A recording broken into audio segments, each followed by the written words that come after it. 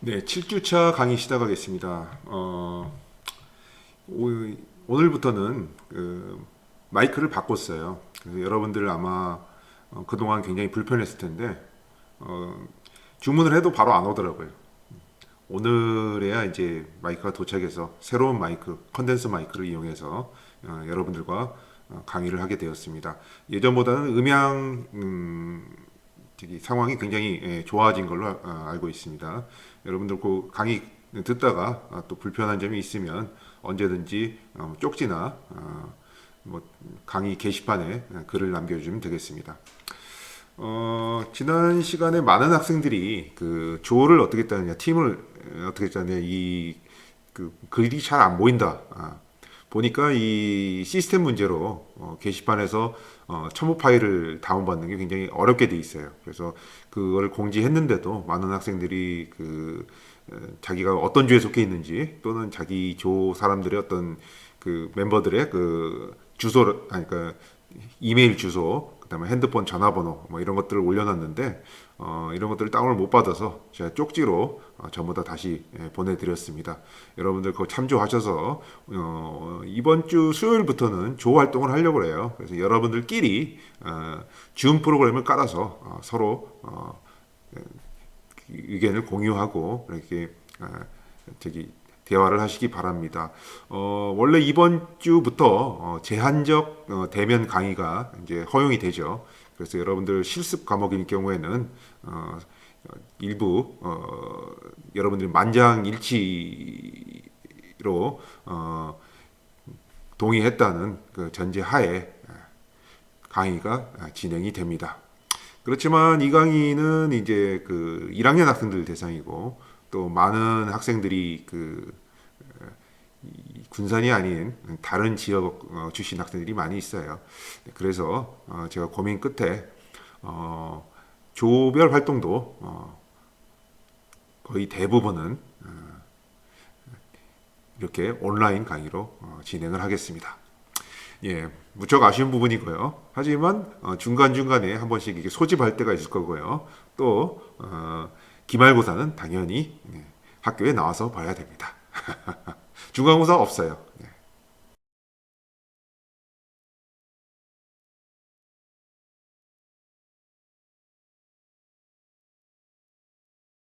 네, 지난 시간에 그 목적 나무에 대해서 설명하고 있다가 이제 끝났죠. 예.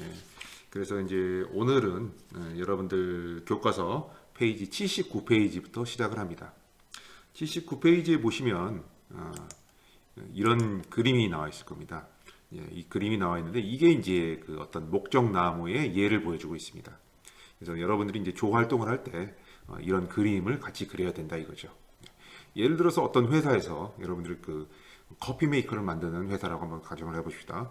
자동 커피 메이커를 설계를 합니다. 물론 여러분들은 그 고급 엔지니어이기 때문에 실제로 설계와 어떤 연구 개발 쪽에 참여를 할 거고요. 물론 이제 여러분들이 상세 설계를 하게 되면 이것을 이제 공장에서 이제 생산을 하게 됩니다. 물론 일부는 생산 관리직으로 공장에서 근무를 할 수가 있겠죠. 하지만 대부분 생산에 실제로 생산을 하는 것은 일선 공장에서 생산을 하고요. 여러분들은 커피 메이커를 어떻게 설계하느냐 여기에 이제 초점을 맞춰서 그 새로운 제품을 설계를 해내야 됩니다. 그래서 이 목적나무를 보시면요. 물론 가장 여러분들의 그 궁극의 목적이라는 것은 자동 커피 메이커를 설계하는 거죠. 예를 들어서 커피를 우리가 이제 쉽게 커피를 어떻게 만들까요? 뭐 물론 이제 바리스타라는 직업이 있어가지고 여러분들이 그걸 뭐 취미라든지 이런 걸로 이렇게 나중에 강의를 듣고 공부를 하는 학생들이 있을지 모르겠습니다만 커피라는 것은 일단은 커피 콩이 있습니다. 원두라고 하죠. 이 원두를 볶아요. 적당히 볶은 다음에 이것을 이제 분쇄를 합니다. 예, 잘 갈죠.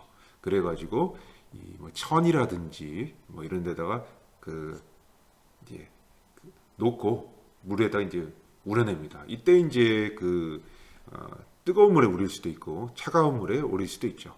그래서 여러분들이 좋아하시는 뭐 아메리카노라든지 뭐 이런 것들은 이제 이게 적당히 뜨거운 물에다가 이 커피 원두 가루를 이제 넣고 이제 우려내는 겁니다.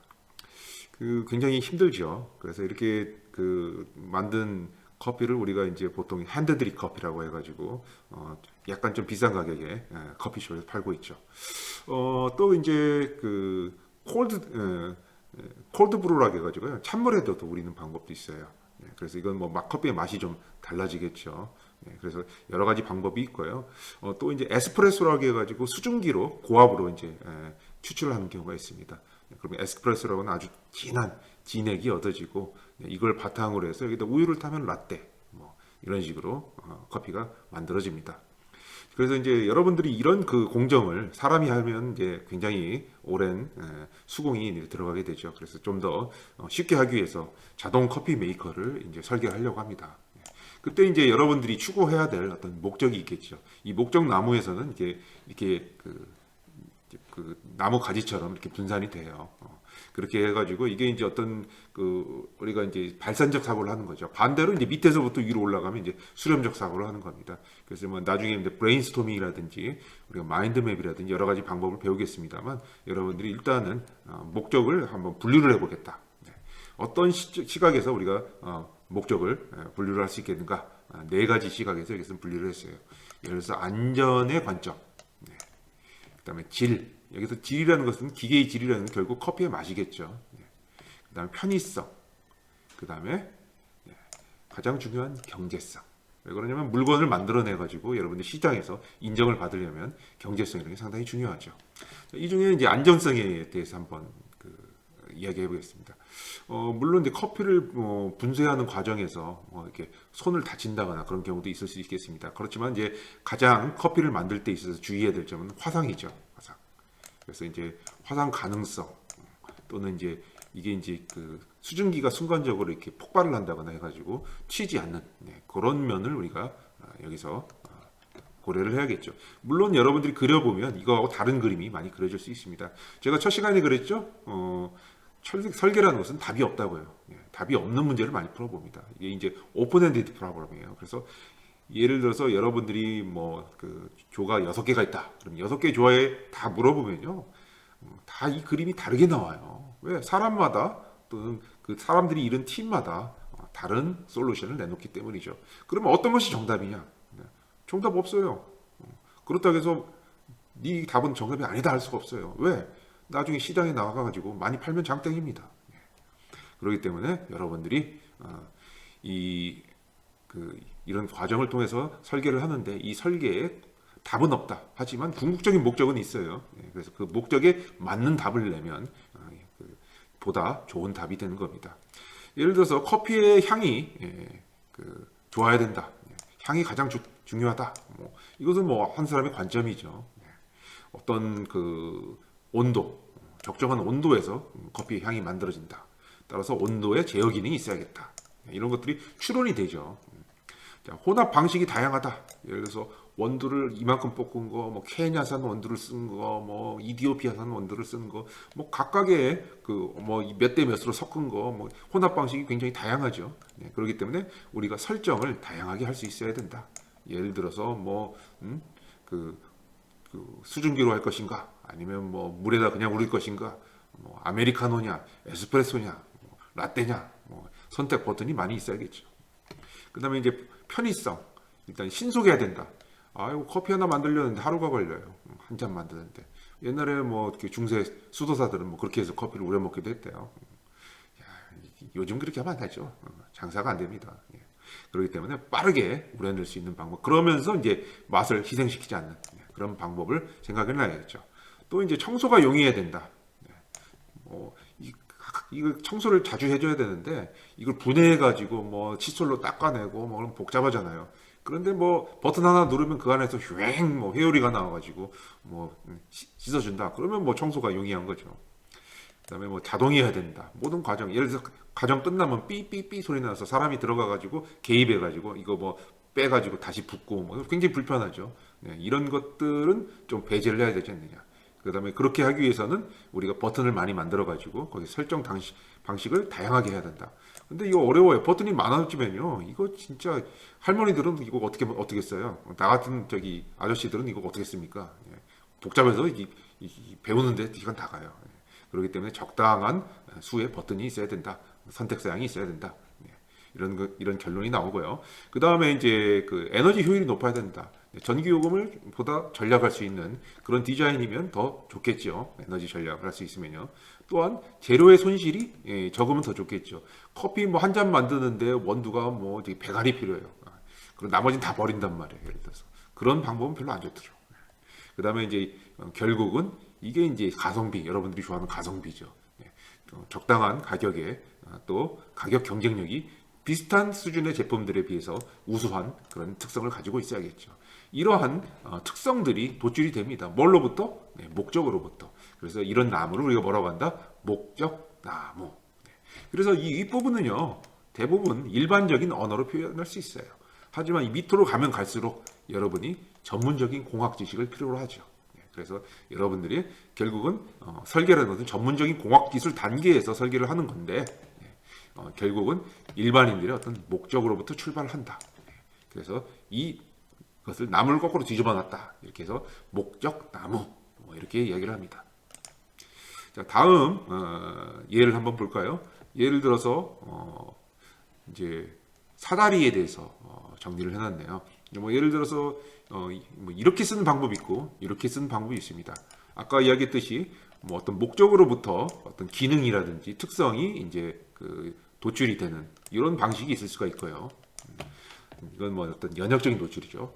반대로 이제 그 이것들을 어떤 그 목적을 쭉 나열을 해가지고 이 안에서 이렇게 세부 사항을 이렇게 나열하는 방법. 그러니까 뭐 차이는 그 별로 없네요. 똑같네요, 결국은. 그림으로 나타나는 게 오른쪽 방법이고요. 그 다음에 문장으로 나타나는 게, 글로 나타나는 게 왼쪽 방법입니다. 예를 들어서 사다리에는 목적이 있죠.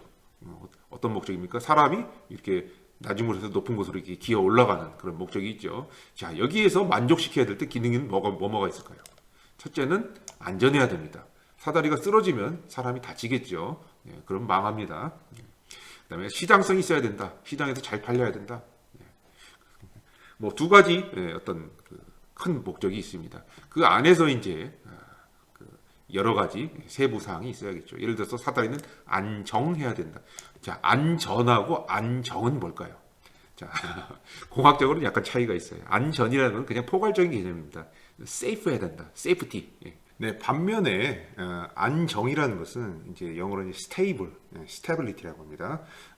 결국은 이제 세워놨을 때 안 쓰러져야 된다. 그리고 옆에서 외력이 좀 가해지더라도 원래 상태를 그대로 유지해야 된다. 이런 개념이라고 보실 수 있습니다. 그래서 이제 바닥에다가 고정을 안정하게 할 수 있어야 되고, 딱딱한 바닥, 예를 들어서 마룻바닥 같은가요? 땅바닥처럼 약간 푹신한 곳에도 얘가 잘 가서 박히는 그런 구조를 우리가 설계를 해야 됩니다. 이게 이제 요구사항이죠. 공학적인 요구사항.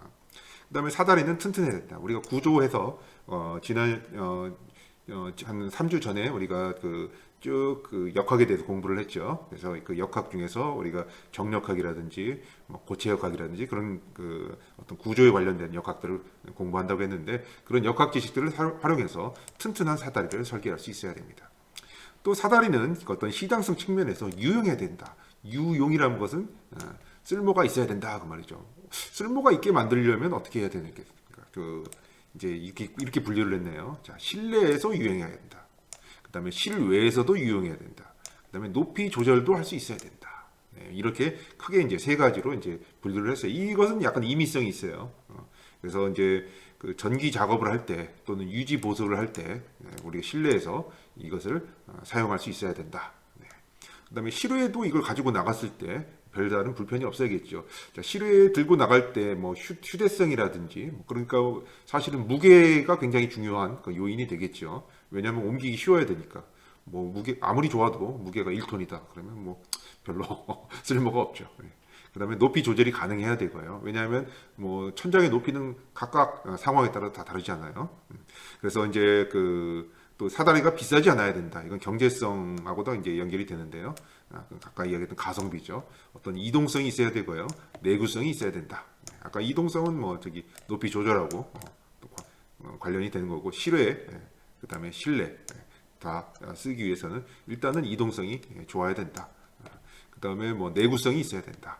자, 내구성이라는 것은 한 번 쓰고 버리는 것이 아니라 이게 이제 10년, 20년 오랜 수명 동안 얘가 견고하게 그 품질을 유지해야 된다. 네, 이런 내용들입니다. 이런 것들은 이제 공학적인 어떤 그 특성이나 기능들이 이제 어떤 목적으로부터 도출이 되는 거죠.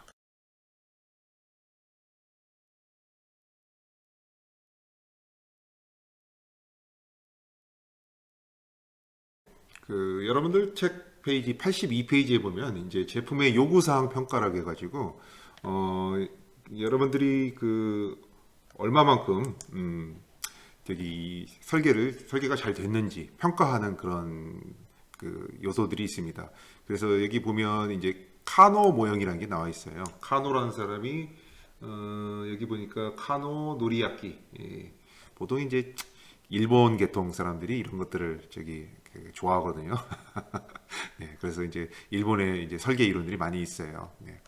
그래서 이제 그 카노라는 사람이 제안한 어떤 그림입니다. 뭐 이걸 여러분들이 뭐 외울 필요는 없고요. 중요하니까 뭐 혹시 시험에 나올 수는 있다. 네. 뭐 이렇게 정도 표시를 하겠습니다.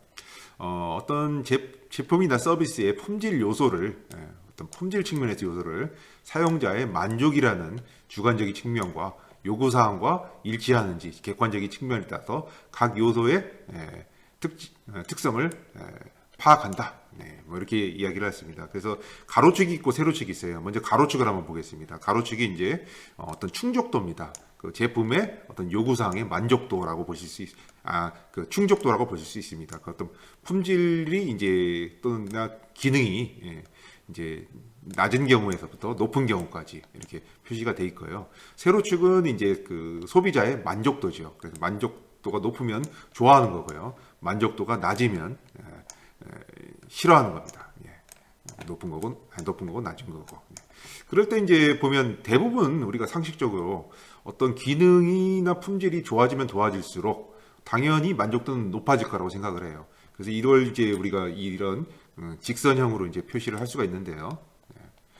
그런데 어떤 경우에는요, 그 품질이나 기능이 조금만 좋아져도 만족도가 확 올라가는 경우가 있습니다. 예를 들어서 IT 제품 같은 거 한번 예를 들어볼까요? 여러분들 제 그 핸드폰이 J7이에요. 버거품이죠. 아저씨들 폰. 여러분들 폰은 뭐 이번에 저기 대학 입학했다고 뭐 S20 뭐 이런 거 그 선물 받았나요? 뭐 기본적인 기능에는 차이가 없죠. 뭐 이 통화 가능하고 카톡 할 수 있고 그 다음에 뭐 앱 같은 거 깔 수 있고 사진 찍을 수 있고 음악 들을 수 있고 똑같은데 그런데 가격은 왜 S20가 뭐 몇백만 원이라면 100만 원 넘는다면 제 폰은 왜 공짜 폰일까요? 네, 조금만 품질이 그 좋아져도 확 올라가는 어떤 매력적인 요소가 있습니다. 반면에요, 엄마가 집에서 쓰는 칼도마를 한번 예를 들어볼까요? 네. 그런 제품들은 어때요? 한계 효용의 체감의 법칙이 있죠. 그래서 뭐 이 칼도마 되게 좋은 겁니다. 뭐 칼날이 상하지를 않아요.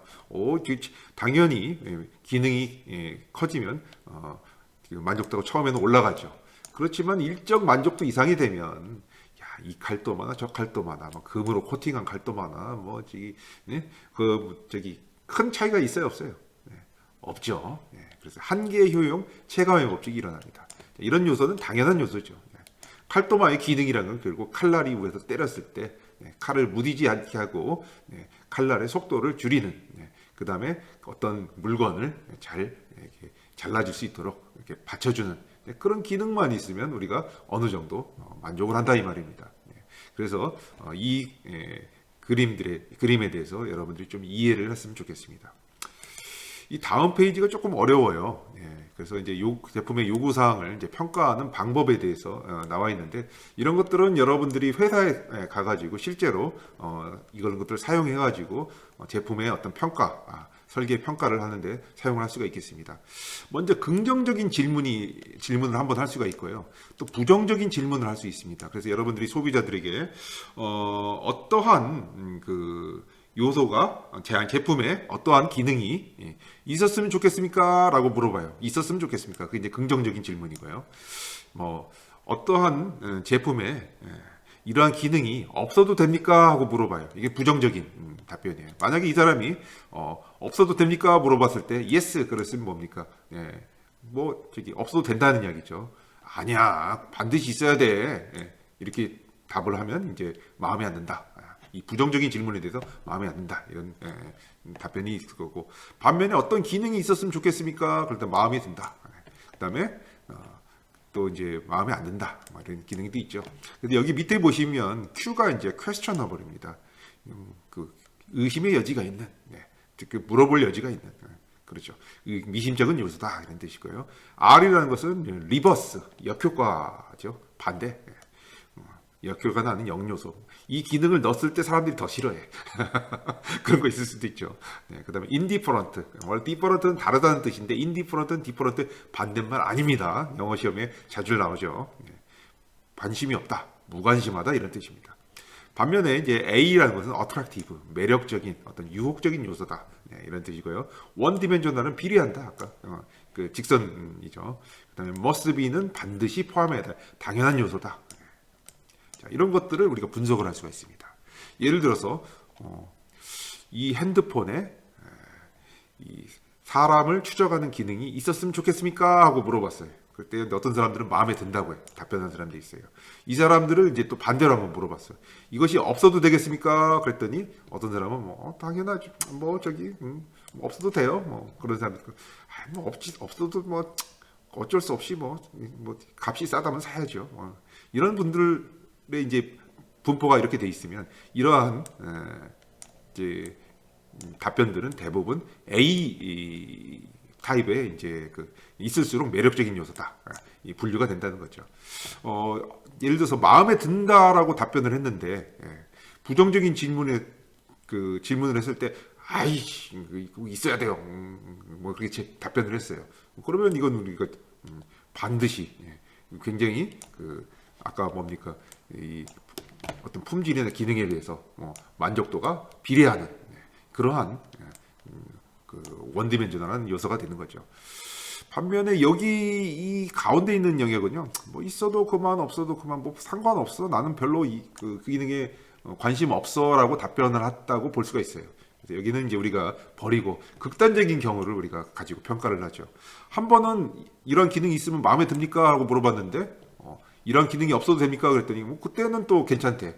그럼 이랬다 저랬다는 거잖아요. 그러니까 얘는 이제 대답에 신뢰성이 없는 거예요. 그러니까 의심의 여지가 있는 거고요. 그 다음에 이것도 마찬가지입니다. 한쪽에서는 이제 마음에 안 든다 라고 이야기를 했는데 이거 없어도 됩니까? 그랬더니 뭐 저기 뭡니까? 반드시 있어야지. 뭐 그때는 또 그렇게 이야기를 해요. 그럼 이것도 좀 의심의 여지가 있는 거예요. 그래서 이거 제외하고요. 여기 이제 보시면 어떤 긍정적인 질문을 했어요. 뭐 어떤 품질의 어떤 기능이 있으면 이런 제품에 이 기능이 있으면 좋겠습니까? 라고 물어봤는데 뭐 다양하게 이제 답변을 하겠죠. 그런데 이제 부정적인 질문을 해요. 이게 이제 마음에 그게 아니죠. 이제 부정적인 질문이니까 이런 기능이 없어도 됩니까? 그러니까 예를 들어서 자동차에 발판이 없어도 됩니까? 하고 물어봤어요. 없어도 돼. 근데 뭐 발판이 있으면 어떻겠습니까? 하고 물어봤어요. 그때 이제 어떤 대답을 하든지 거의 대부분 이 발판이라는 요소는 어떤 리버스적인 요소가 있다. 그러니까 뭐 굳이 발판을 안 만들어도 되겠다라는 게 되겠죠. 그런데요, 예를 들어서 긍정적인 질문을 했을 때 마음에 안 든다고 했어요. 이 발판 이게 눈에 거슬려요. 이거 없었으면 좋겠어요. 마음에 안 든다고 했는데 반대로 이게 발판이 없으면 어떻게 생각하세요? 그렇게 물어봤어요. 뭐 당연하죠. 그다음에 마지못해 이제 수용하는 게 뭐죠? 어쩔 수 없이. 그러니까 뭐 발판이 뭐 없어요? 뭐 없어도 뭐 저기 상관이 없죠. 이거 전부 다 리버스적인 요소죠. 그래서 이제 보시면 여기는 이제 차라리 없는 게 낫고. 그다음에 이제 뭐 차에 내비게이션이 붙어 있어도 붙어 있으면 좋겠습니까? 그랬을 때 이제 뭐 긍정적인 답변을 했어요. 2번, 3번, 4번, 5번은요. 근데 이제 만약에 부정적인 질문을 했을 때 이거 만약에 내비게이션 없으면 어떻게 해요? 그럴 때 이 사람들이 뭐라고 하냐면 꼭 있어야 돼요. 라고 이야기를 한다고요. 그러면 뭐예요? 이게 만족도가 높은 거죠. 이것은 뭐랍니까 반드시 포함해야 될 당연한 요소가 되니까요. 이것은 있는 게 좋겠죠. 그래서 우리가 보시면 여기 이제 뭐 어떤 부가가치가 높아지는 어떤 매력적인 요소가 있고, 그 다음에 이거 없으면 잘 안 팔리는 요소가 있죠. 그래서 당연히 있어야 되는 거. 얘는 이제 필수라고 보시면 되고요. 그 다음에 얘는 이제 부가가치가 이제 이쪽으로 갈수록 높아지니까 어떤 선택 사양에 의해서 품질을 높일 수 있는 그런 요소라고 볼 수가 있겠습니다.